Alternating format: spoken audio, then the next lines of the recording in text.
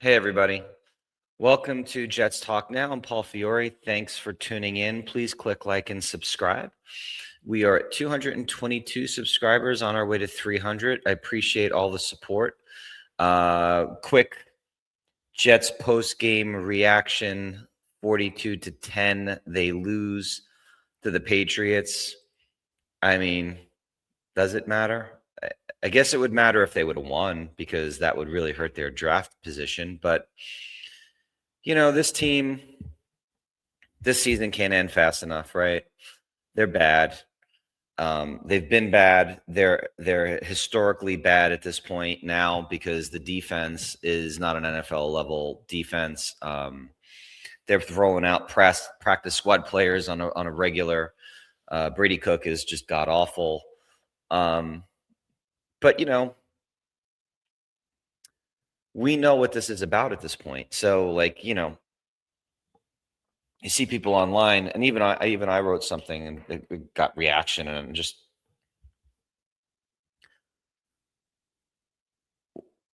the level of tank is fascinatingly bad. Now, I don't care personally. I personally do not care, right? Like, so they can lose every game, and they have by multiple scores here down the stretch, and it can they can lose next week by 4 touchdowns for all I care, or more, 5 touchdowns. It has zero bearing on, and you can disagree whether it should have bearing or not, but it has zero bearing to me on whether Aaron Glenn is getting a second season, because I'm in the camp of just purely believing that he's getting it, right? So now you can argue, what has he done to deserve a second season? What has he proven as a head coach? I'm not telling you he's proven anything. In fact, before I started doing these, these videos, when the Jets were 0-4, 0-5, 0-6, 0-7, I was as big of a critic as anyone with regard to Glenn. But the reality of it is, at this point now, they let him make these trades. They let him tear down this roster. The reason why they let him do that is because Woody has already bought into getting a second season with him. He's believing in the things that Glenn's selling him. Now, whether that's fool's gold or not, are going to be found out here in this off season and 2020, and 2026. And I'll tell you right now, if he doesn't solve the quarterback problem, it's not going to matter what he does. He's going to be gone. And whether that's by drafting somebody or trading for somebody, whatever the case might be. And, obviously I've done a lot on talking on that, and we're going to continue to do more and more talking on that until they have an actual plan, or the plan is revealed. The problem for him is he has zero track record as a head coach that people can lean on and say, he's built stuff before. He's had success tearing down a roster. Like, good example would be, let's say Dan Campbell 5 years from now is now available as a head coach, and somebody was to hire Dan Campbell. Dan Campbell can come in and win 3 games his first season and say, look, like what happened in Detroit, this is what we're about to do, and the path is going to be this, this, this, and this, and he'll have a track record. Right now, Glenn tries to use his Saints background and his Lions background, but he wasn't the head coach. So he could only speak to things that he was a part of, but he wasn't the leader of. And the fan base has 15 years of complete failure that he unfortunately is tied to. It's not, he didn't create it, but the misery. And I'm telling you, man, I got people on X hitting me up and saying the Jets shouldn't draft a quarterback because their history says they will fail at developing a quarterback. Yes, that's true, but these guys have never done it. So it's like they're guilty by association at this point. Like, you're the franchise, and even if you weren't part of the 15 years prior, you are. That's how people view things. So like when they hired Glenn, because he has no background as head coach of experience with success, I knew right away this was going to be a really, really challenging, um, you know, thing for him because he wasn't going to get any type of rope from the fan base. Some will, and I'm trying to give him that rope. Like I went into this saying, unless it's a complete disaster, you usually get 3 years to prove you can do the job. Like I look at Robert Saleh. Year one, roster was awful. I think they won 4 games, 3 or 4 games. Year two, they had the rookie quarterback. They won 7 games. And you're like, okay, I see something here. He's built a good defense. We just got to figure out the quarterback. Zach did not look like the guy. Year 3, they bring in Rodgers. Rodgers gets hurt. They still win 7 games. But if everyone remembers, it was a clown show. The locker room was a mess. There was all kinds of stories being written about Saleh. Saleh seemed disengaged.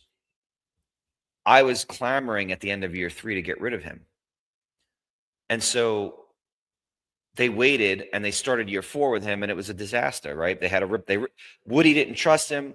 And then instead of letting the 4th season go all the way through, he pulls the plug at game 5, and it just becomes a complete shit show, right? You can't have that happen here with Glenn. Excuse me. By the way, I'm sorry if I sound a little bit weird. I'm fighting off a bit of a cold, so I might be a little bit froggy in my throat. I didn't get sick from watching the Jet game because I was indifferent. In fact, I had the Jet game on multi-view because I have the Sunday ticket, and I didn't even have the audio on for the Jet game. I had the audio on for the Steelers-Browns game, and occasionally flipping to the New Orleans Saints-Titans game because those games were more important because the Jet game was decided by like the end of the first quarter. But anyway, what I was saying is I'm going forward with the belief that Aaron Glenn's getting a second season. I don't see a world where Woody does what Kraft did and pull a Mayo and fire Aaron Glenn. I do think that that his patience for this performance will not be there after a second season. So there needs to be a clear path to improvement. And I think a 7-win season, which is not asking a lot, would go a long way to maybe quieting some of the noise. And especially if you've got a plan at quarterback and you improve the defense, you bring a DC in here who knows what the hell he's doing with the players that he has, and you see him and you see things going directionally the right way. My issues with Aaron Glenn stem from the first half of the season. Everything that's happened in the second half of the season, I have no judgment at this point. The team is so damn bad, it's almost impossible to judge his job as the only thing you could say is the defense looks like they're literally not showing up. But again, the talent is awful, so whatever. So do I think there's a 10% chance that Woody is like, screw this, I got to move on?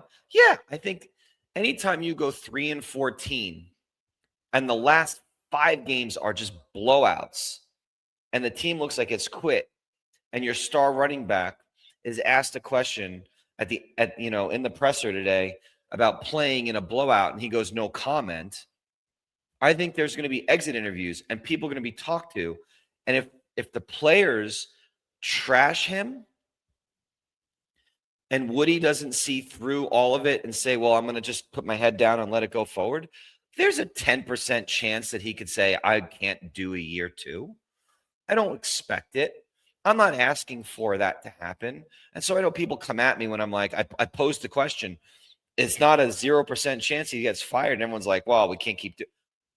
Look, Glenn defenders, you're defending on blind faith because he's done nothing at this point to give you any level of confidence that he can do this job.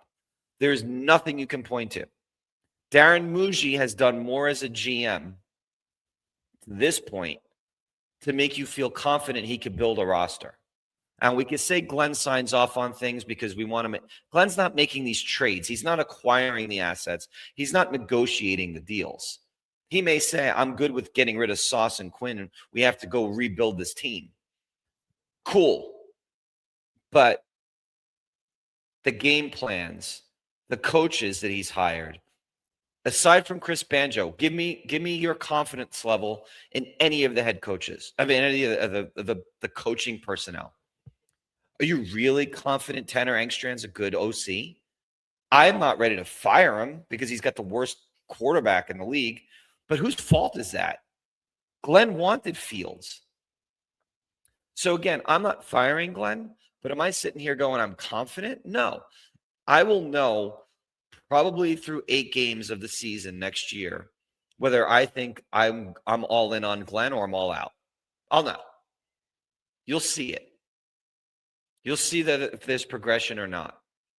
And if there isn't, you rip the Band-Aid after year 2. You do not let him take all of that draft capital in year 3 and make those decisions. You just don't. That is your one. That's going to be your biggest asset to acquire a new head coach. So I don't want to fire Aaron Glenn, and I pray he figures it out. But right now it's hope and praying. That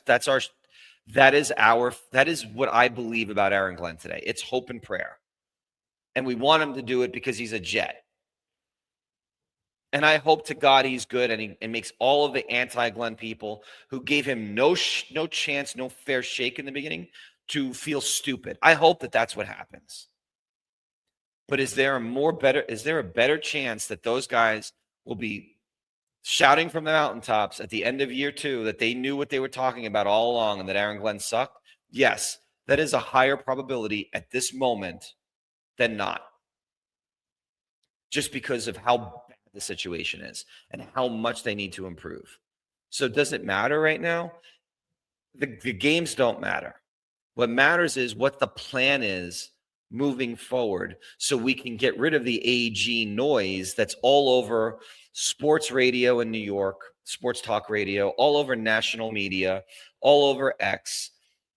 People not showing up to the games. I don't blame them. I can't believe people do. I have people that I talk to on a regular basis who go to every game. God bless them.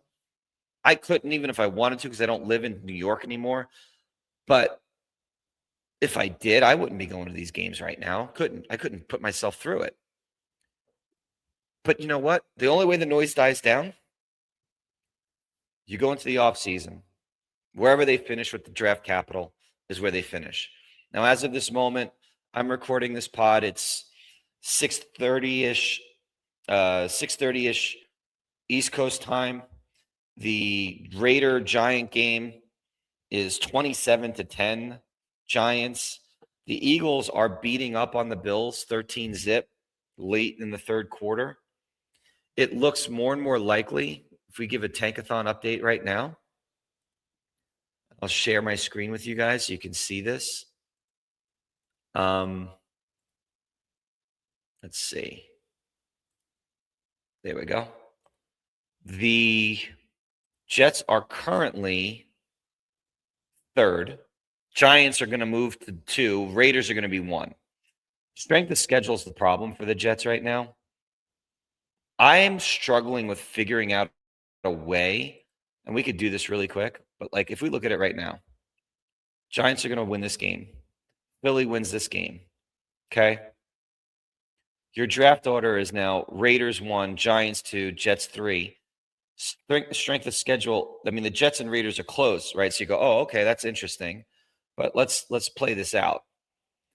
Bears at 49ers. Well, if the 49ers win, it lowers the Raiders' strength of schedule. If the Bears win, it raises it. So you kind of want that. Okay? And then the Rams are going to beat Atlanta. Okay, that's just the reality. So what will end up happening is the Raiders will have a game on the Jets with the same exact strength of schedule going into Week 18. So you go, oh, well, but man, are the Raiders going to win? Are they going to beat Kansas City? They're getting killed by the Giants right now. Let's say they do. Let's give them the game. And of course, the Jets are going to lose. The Giants at home Let's give them a win. If those things happen, right, the Jets are still behind the Raiders at 2, okay, because of strength of schedule. And so, I don't know. I've been messing with this all day. And if you guys follow me on X, I do this like a maniac. But I mean, Atlanta probably wins at home against New Orleans. I don't even know who's got anything to play for, but let's just go this way. I don't know. Let's say this. Hell, let's call an upset here. Let's go this. Let's do this. I'm just plugging these things in, and then we can mess with it. But you plug these games in.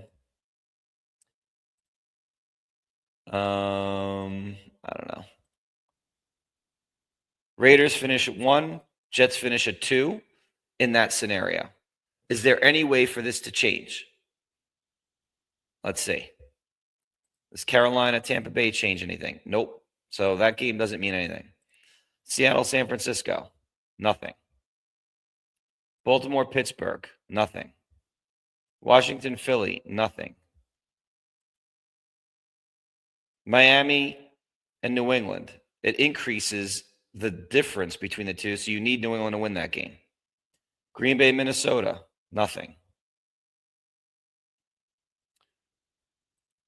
Arizona, Rams, nothing. Tennessee, Jacksonville. Yes. If Tennessee beats Jacksonville, they tie in strength of schedule. Indianapolis, Houston, no impact. Chargers, Denver. Yeah, it has an impact. The Chargers have to upset Denver. Cleveland, Cincinnati, any impact? Let's see.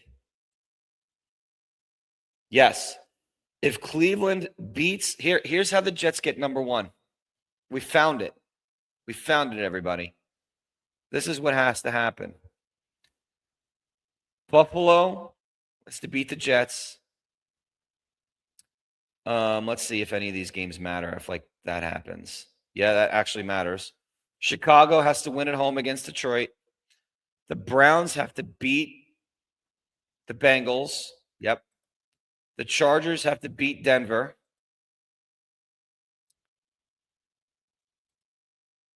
This game doesn't matter. This matters. Tennessee has to upset Jacksonville. And then the Rams, the Raiders have to win the game.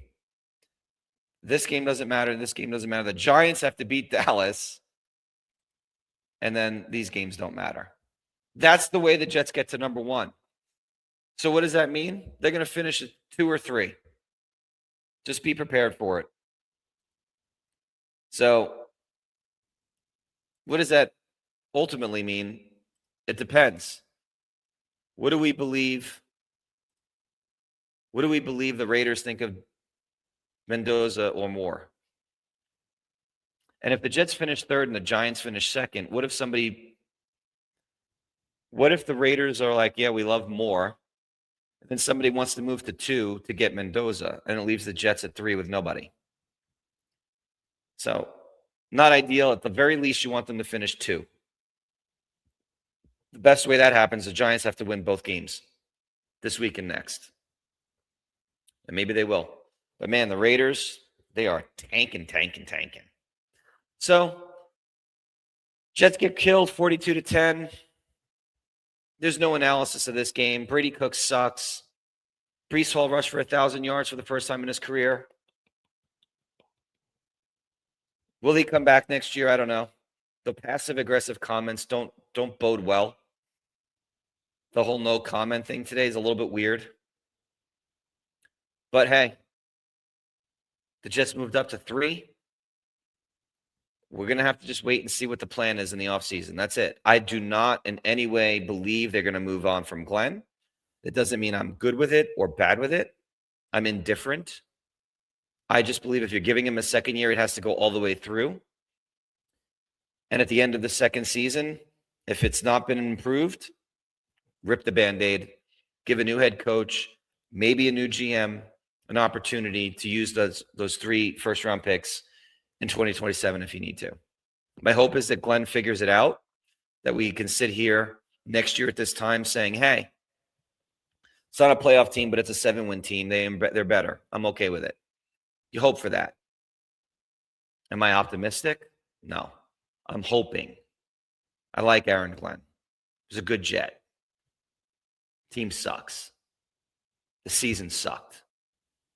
The fan base is destroyed and fractured. Will it change? I don't know. Hopefully before I'm collecting Social Security checks. That would be nice for a change. So, listen, I appreciate you guys for tuning in. I apologize for my voice. Again, please click like and subscribe. I was hoping by the end of the year to get to 100 subscribers. We're at 222. It would be kind of cool with 3 days to go to get to 300. You know, I enjoy doing this content. I enjoy interacting with everybody. It's just something fun for me to do. But the more people that subscribe and the more interaction, the more enjoyable it is because you get to debate these things. Once the season's over, we're going to have our first guests coming on to talk about the draft, to talk about available talent in the free agent market, to debate the right path forward for this team. And hopefully those are fun discussions and are, you know, thought-provoking and allows for different points of view, because that's what I'm trying to do with this. So thanks, everyone, for all the engagement. I appreciate all the engagement on Twitter or X, and I'll see you guys soon. Have a great one, and go Jets.